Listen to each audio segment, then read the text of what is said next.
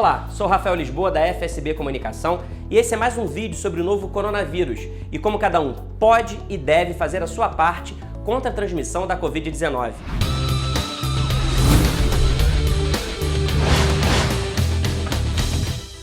E justamente para tirar dúvidas sobre o novo vírus e os cuidados mais importantes para o dia a dia, o FSB+, convidou e conversa hoje com a doutora Caris Rodrigues, que é infectologista, médica infectologista da Universidade Federal do Rio de Janeiro, UFRJ.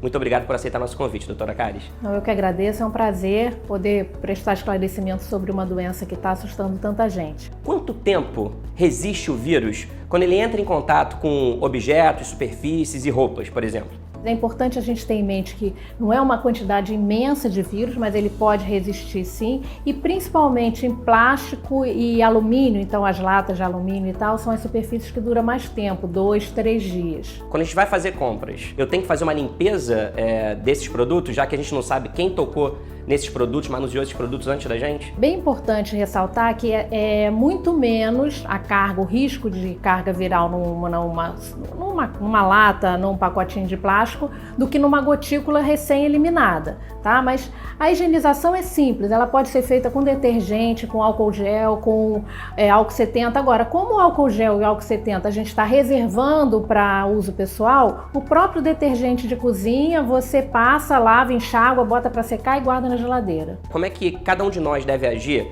em situações do dia a dia, como por exemplo, entrei no elevador, aí eu aperto o botão do elevador que outras pessoas apertaram antes de mim. Maçaneta, carrinho de supermercado, teclado de caixa eletrônico, enfim, nessas situações em que superfícies e objetos necessariamente são compartilhados por várias pessoas. Tenha consciência que entrou no elevador, apertou um botão e tal, tem que passar álcool gel. Álcool gel é um item de uso pessoal.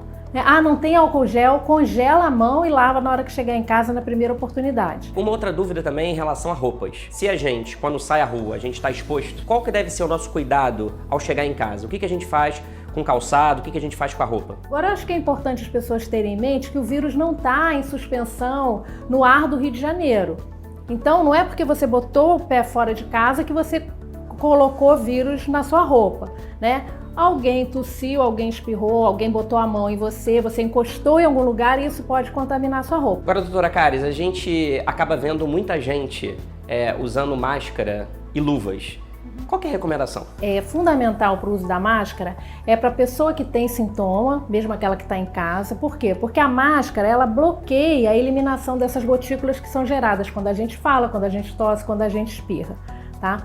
A outra indicação é para o profissional de saúde que está ali atendendo, na linha de frente. Ele vai ver várias pessoas com sintomas respiratórios, muitas vezes antes de ser identificado dessa pessoa, ser oferecido uma máscara para ela colocar. Então essas pessoas precisam efetivamente se proteger. A luva eu acho que é ainda pior, porque a luva ela dá uma falsa sensação de proteção para a mão. Ela leva a mão mais em consciência. Então a criatura está lá, ela tem uma sensação de proteção e ela acaba colocando aquela luva super contaminada no rosto. Doutora, uma outra dúvida é em relação ao exercício físico. A única alternativa nesse momento para fazer exercício físico é se exercitar dentro de casa ou, dependendo do horário, se a pessoa estiver sozinha, ela pode fazer atividades ao ar livre? Assim, uma pessoa sozinha correndo na lagoa ou correndo no aterro, ela não oferece risco e ela não está em risco. No entanto, a gente tem que pensar que a gente está vivendo numa coletividade. Se todos nós resolvermos sair ao mesmo tempo para correr ou para andar ou para ir para... A situação do isolamento acaba. As pessoas têm que se educar para fazer exercício em casa. Doutora Caris, vamos conversar agora sobre o tratamento da Covid-19. A gente sabe que ainda não existe uma vacina, pesquisas estão sendo feitas e começou a ser testado um medicamento, a cloroquina, em pacientes mais graves, mas os estudos ainda não são conclusivos. Então eu queria que primeiro a senhora explicasse sobre o risco da automedicação e também que essa procura indiscriminada ela pode acabar afetando quem hoje precisa dessa medicação para outras doenças que não o coronavírus. Bloqueamos a retirada desses medicamentos da farmácia sem receita médica.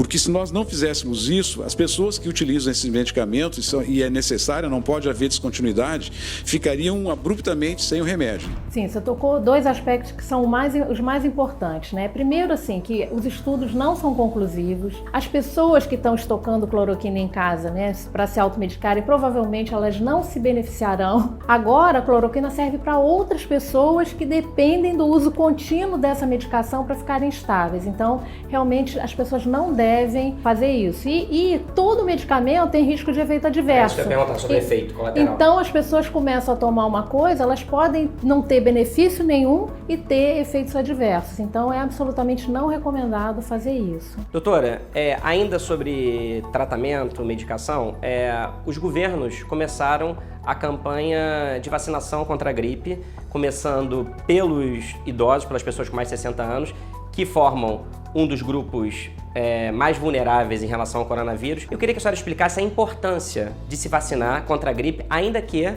não seja uma vacina que age contra o coronavírus, até porque não existe uma vacina contra o coronavírus. Isso é super importante, essa vacina não é para o coronavírus, não muda nada, tá? Mas pensa só, se essa pessoa a gente está chegando na estação em que a gente começa a ter resfriados, gripes, né, que são a causada pelo vírus influenza, que é o da vacina, né? Então, se a gente diminui esse tipo de evento, a gente vai diminuir a procura do sistema de saúde, né? Além de, obviamente, proteger. Agora, doutora Caris, a minha última pergunta tem a ver com outro tipo de cuidado.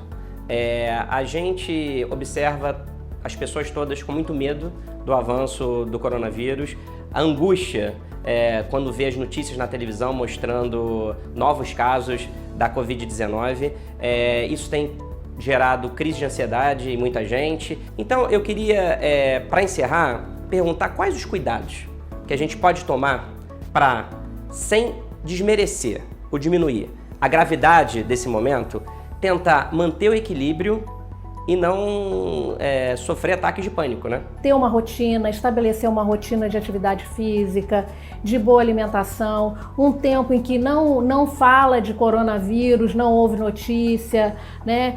Tem alguns aplicativos, né, assim, alguns vídeos de exercício, todo tipo de exercício hoje está disponível, né? A gente está enfrentando isso com acesso à mídia muito bom, né? Assim, então tem uma série de coisas, tem atividades de meditação disponíveis também, tem grupos oferecendo atividade de meditação, que é um tempo da pessoa dar uma centrada, respirar, né? Assim, e aí isso costuma funcionar bastante nesses casos. Ou seja, cuidar da mente também é muito importante nesse momento, fundamental, né? Muito importante. Muito obrigado, doutora Caris, pela participação aqui no FSB+.